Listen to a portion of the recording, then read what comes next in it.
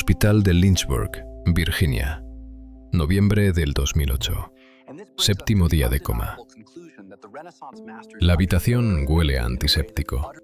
Esa quietud particular que solo existe en una unidad de cuidados intensivos cuando una familia ya ha llorado todo lo que podía llorar.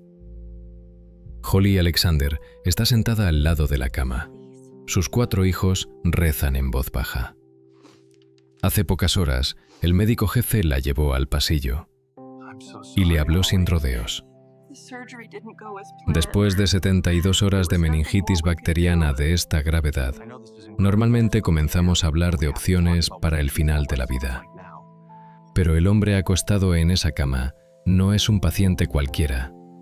Es el doctor Iben Alexander, neurocirujano, 25 años de experiencia, egresado de la Escuela de Medicina de Harvard, más de 150 artículos en revistas científicas. Un escéptico declarado. Un hombre que enseñó a sus residentes que la conciencia es un producto del cerebro y nada más. Que cuando el cerebro se apaga, no queda nada. Y su cerebro está apagado. No disminuido, no borroso, apagado. La meningitis bacteriana por E. coli gram negativa es una de las infecciones más letales que conoce la medicina. Ha llenado de pus la corteza cerebral. Las tomografías y los electroencefalogramas confirman lo mismo. El neocórtex, la región responsable del pensamiento, el lenguaje, la memoria, las emociones, la conciencia entera, ha cesado por completo. No hay mecanismo neurológico capaz de generar ninguna experiencia, ninguna, ni un sueño, ni un destello.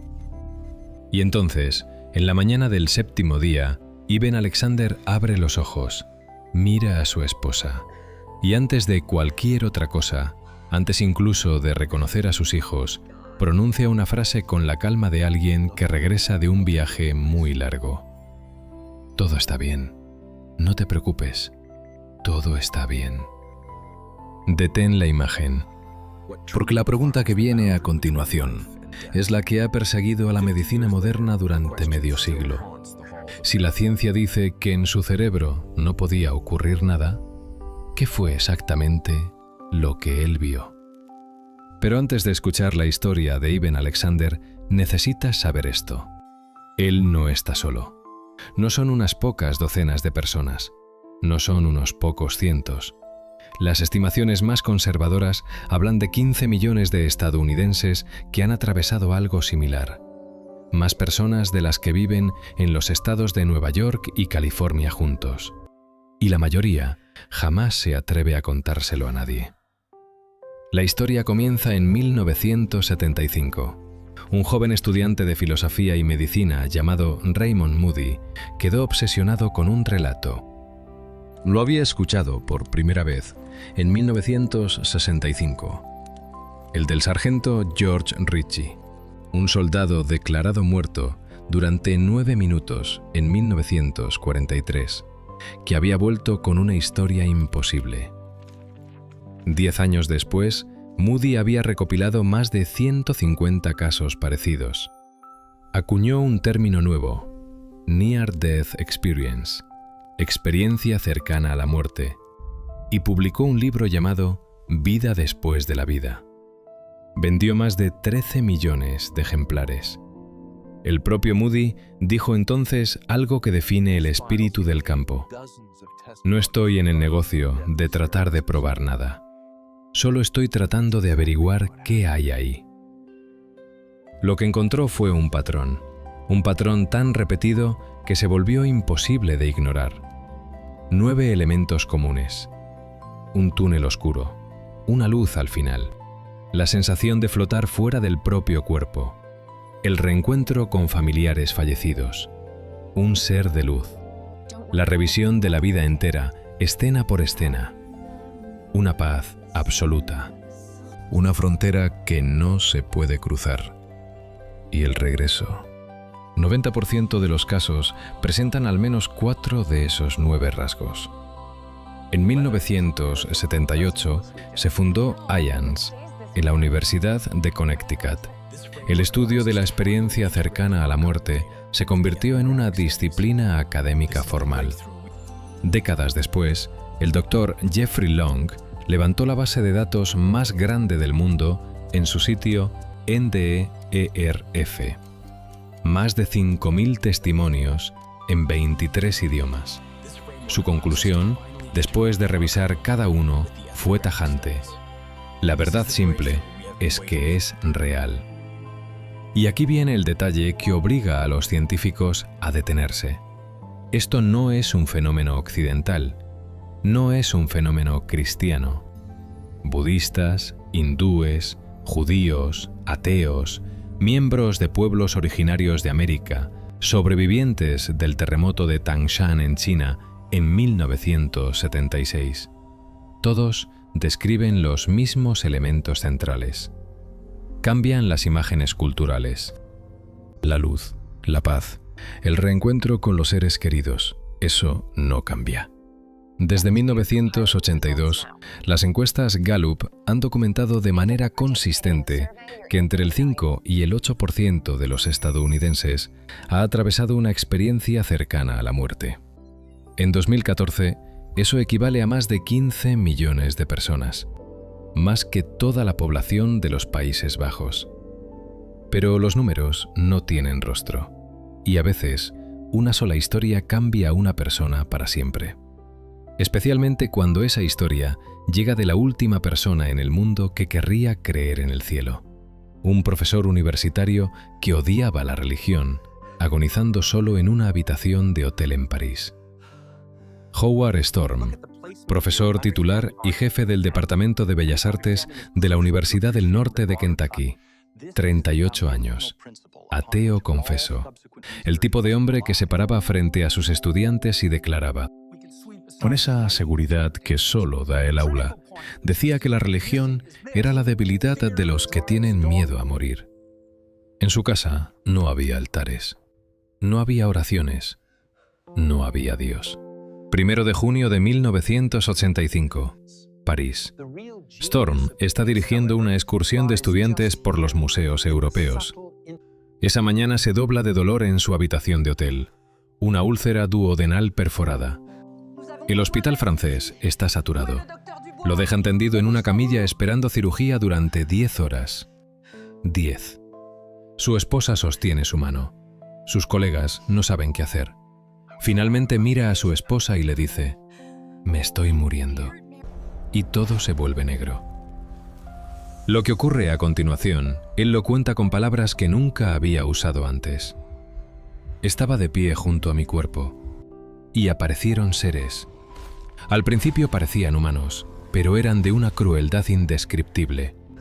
Me estaban causando un sufrimiento indescriptible. Lo arrastran hacia la oscuridad. Lo sometieron a un sufrimiento que no podía detener. No tenía defensa, no tenía lenguaje. Y entonces, desde un lugar olvidado de su infancia, surge una canción que él creía borrada. Cristo me ama, esto lo sé. Y grita, con todo lo que le queda: Jesús, sálvame. Lo que sigue es la frase que reorganizó su vida entera. Apareció una luz, y de la luz salieron manos y brazos que descendieron y me levantaron. Él sabía todo de mí, cada cosa vergonzosa, y aún así me amaba. Este hombre, que enseñaba a sus alumnos que la fe era cobardía, renunció a su cargo de jefe de departamento. Ingresó al seminario. Hoy es pastor de la Iglesia Unida de Cristo en Norwood, Ohio. No ganó dinero, no ganó prestigio, perdió su carrera académica y nunca volvió a desdecirse. A miles de kilómetros, otra escéptica recibió una versión muy distinta del mismo mensaje. La doctora Mary Neal, cirujana ortopédica de columna, ex jefa del Departamento de Cirugía de Columna de la Universidad del Sur de California. Una mujer que vivía de bisturís y de datos.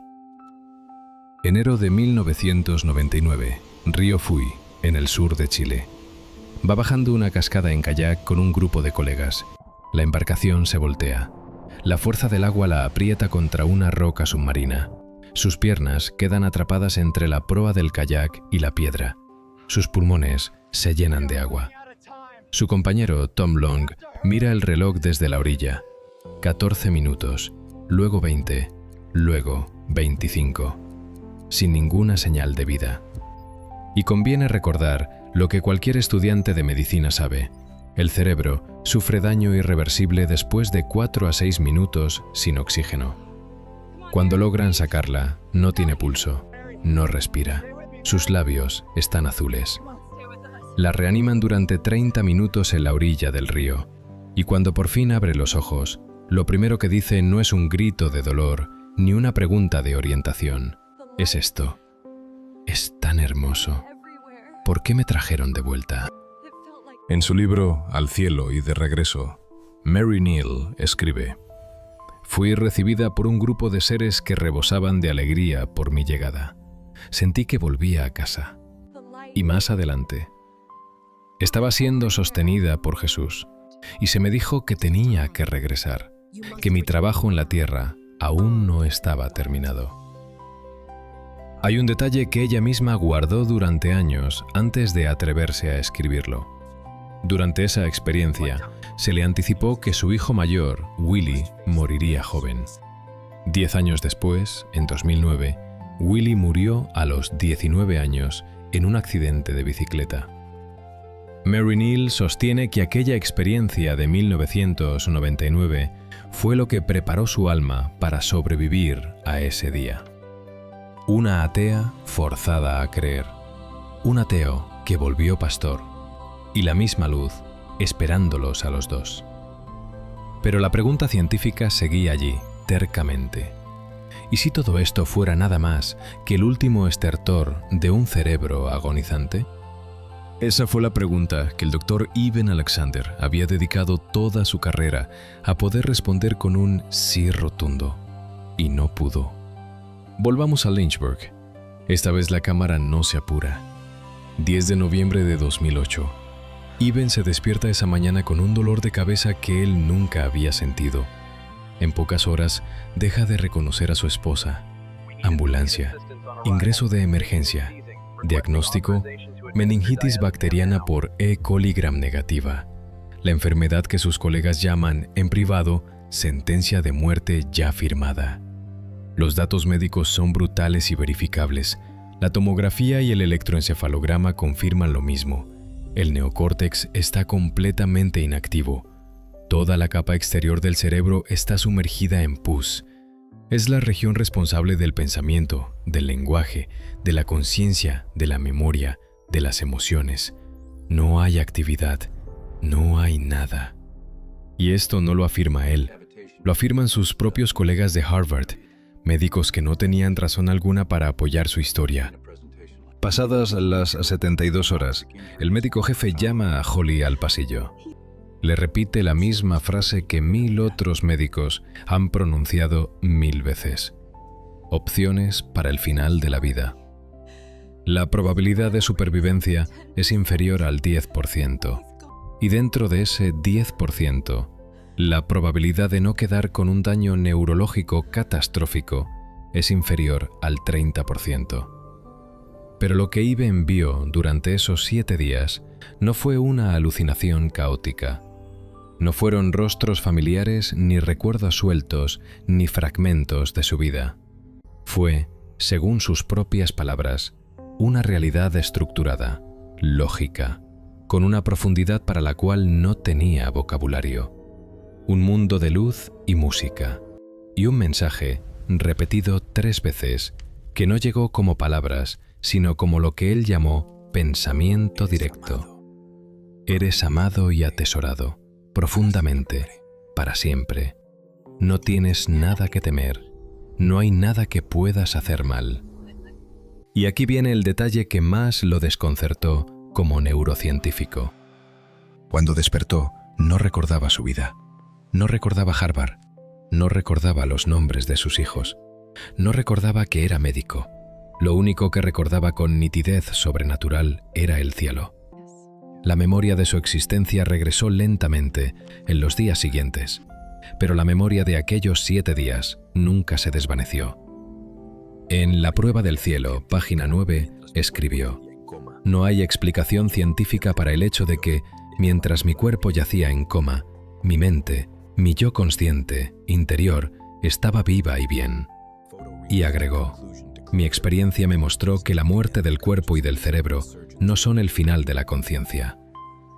El libro encabezó la lista de los más vendidos del New York Times durante 35 semanas consecutivas, 2 millones de ejemplares en el primer año. Pero ese no es el dato importante. El dato importante es este: un neurocirujano de Harvard no pudo explicar lo que él mismo vivió. Si el escéptico más entrenado del mundo regresó con un mensaje, alguien podría argumentar que los adultos están programados de antemano, que sus mentes son demasiado complejas, demasiado expuestas a la cultura.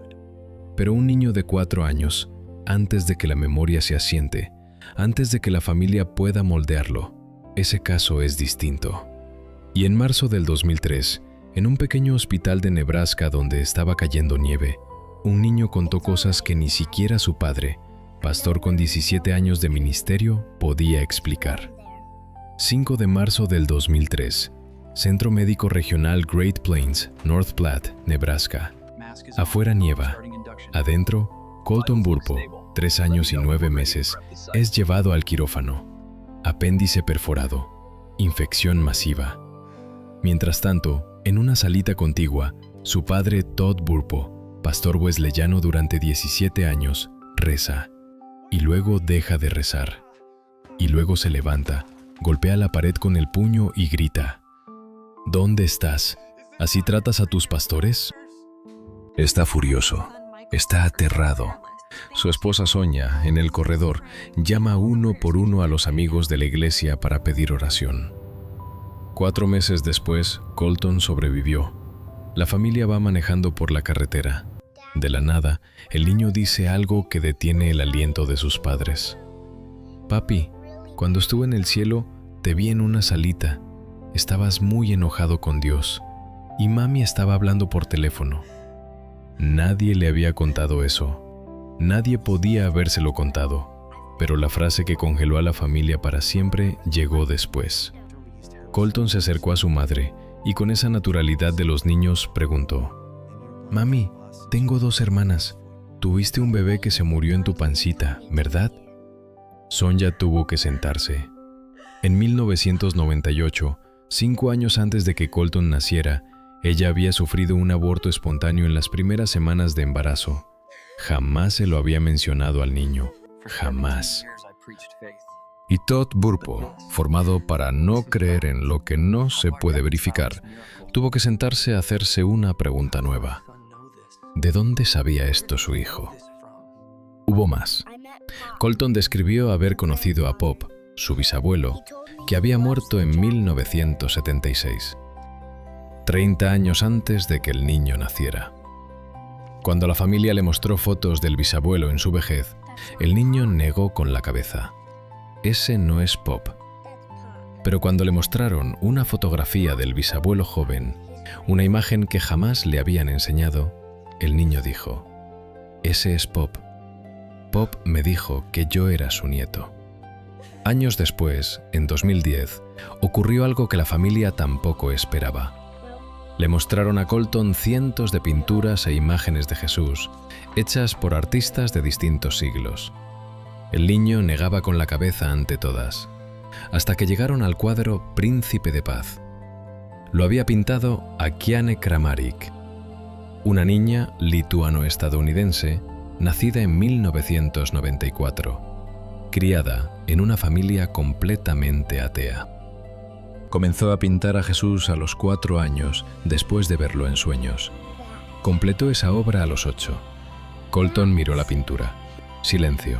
Y luego, ese es él. 2 niños, 2 familias que jamás se habían conocido.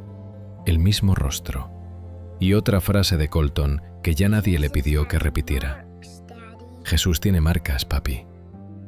Señaló las palmas de sus manos y el dorso de sus pies.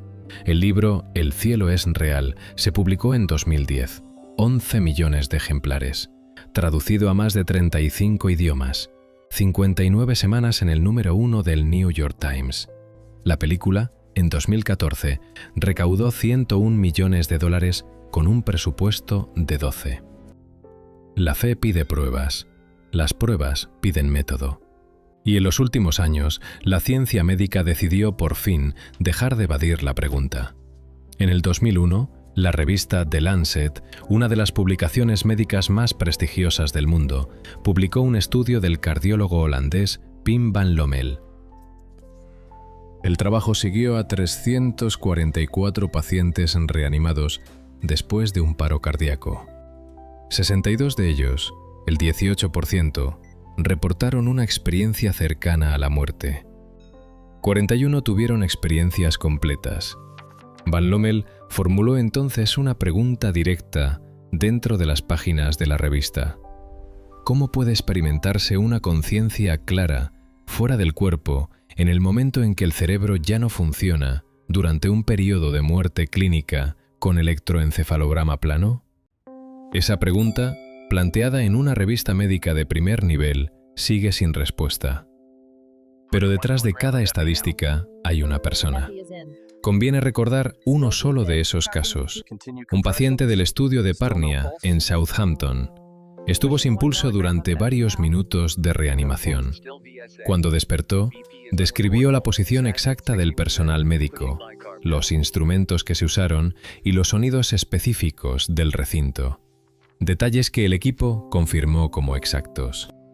Detalles que ocurrieron mientras su corazón estaba detenido y su cerebro en silencio. Entre 2008 y 2012, el Dr. Sam Pärnia dirigió el estudio AWARE. 2.060 casos de paro cardíaco en 15 hospitales de Inglaterra, Estados Unidos y Austria. Resultado, el 9% tuvo experiencias cercanas a la muerte completas. Y el 2% pudo describir con precisión qué ocurrió en la sala de operaciones. Lo hicieron mientras su corazón estaba detenido. Pärnia llegó a una conclusión que publicó en la revista Resuscitation en 2014. El cerebro no genera conciencia de manera autónoma. Existe, según su análisis, separadamente de él. Pero el dato más perturbador llegó en noviembre del 2022. Fue la presentación del estudio AWARE-2 ante la Asociación Americana del Corazón. Más del 20% de los pacientes en paro cardíaco mostró alguna forma de conciencia. Y entonces apareció algo que nadie esperaba. Los electroencefalogramas registraron picos de ondas gamma en los primeros instantes tras el paro cardíaco. Las ondas gamma están asociadas con la conciencia plena, el aprendizaje y la memoria. Son las ondas más organizadas y potentes que produce el cerebro humano. Y se dispararon justo cuando los pacientes describen verse a sí mismos desde arriba. La ciencia midió con instrumentos el momento en que la conciencia parece desprenderse del cerebro. Y hay un dato más. El Dr. Kenneth Ring publicó en 1999 Mindsight, un estudio sobre niños ciegos de nacimiento que vivieron experiencias cercanas a la muerte. La mayoría describió haber visto durante la experiencia colores, rostros de médicos, equipos médicos. Niños que jamás habían visto en sus vidas. La conciencia, al parecer, no necesita ojos para mirar. Estos hallazgos cambiaron incluso la práctica médica. Antes, los protocolos pedían suspender la reanimación cardiopulmonar después de 20 minutos. Hoy, gracias al trabajo de Pärnia, muchas guías recomiendan continuar hasta 60 minutos o más. La evidencia sugiere que la conciencia puede seguir presente mucho más tiempo del que se creía. La ciencia puede medir las ondas, no puede medir lo que hay del otro lado de las ondas. Y allí toma la palabra la fe. 2000 años de testimonio de la Iglesia. Lo curioso es esto: lo que la Iglesia enseña desde el siglo I, el juicio particular inmediato después de la muerte, la inmortalidad del alma, Dios como amor, no suena, después de escuchar a estos testigos, como una fe ciega. Suena como la descripción más exacta de lo que ellos vivieron. El Catecismo de la Iglesia Católica, en el número 1022, lo formula así: cada hombre, desde el momento mismo de su muerte, recibe en su alma inmortal su retribución eterna. El texto continúa: en un juicio particular que refiere su vida a Cristo. Lo que la Iglesia ha enseñado durante 2 milenios es lo que estos testigos describen. Ningún vacío, ninguna inconsciencia, sino la presencia directa ante un ser de luz. Entre 1934 y 1938, en Polonia, Santa Faustina Kowalska escribió en su diario Visiones del cielo, del purgatorio y del infierno. El lenguaje coincide, palabra por palabra, con los testimonios modernos. La luz cegadora, el amor desbordante, el juicio inmediato. Su diario fue redactado décadas antes de que la ciencia comenzara a recolectar estos datos. ¿Y qué traen de vuelta los que regresan? El propio Van Lommel hizo un seguimiento de sus pacientes durante 8 años. La conclusión, publicada en The Lancet, es contundente. Quienes habían atravesado una experiencia cercana a la muerte mostraron una reducción significativa y duradera del miedo a morir, mucho mayor que la del grupo de control. Y no se volvieron pasivos, no se desentendieron, al contrario, vivieron con más intensidad, amaron con más urgencia, sirvieron con más entrega. Howard Storm, el ex profesor ateo, sigue siendo pastor en Norwood, Ohio. Sirve a los pobres. El cambio no llegó por una creencia, llegó por una experiencia.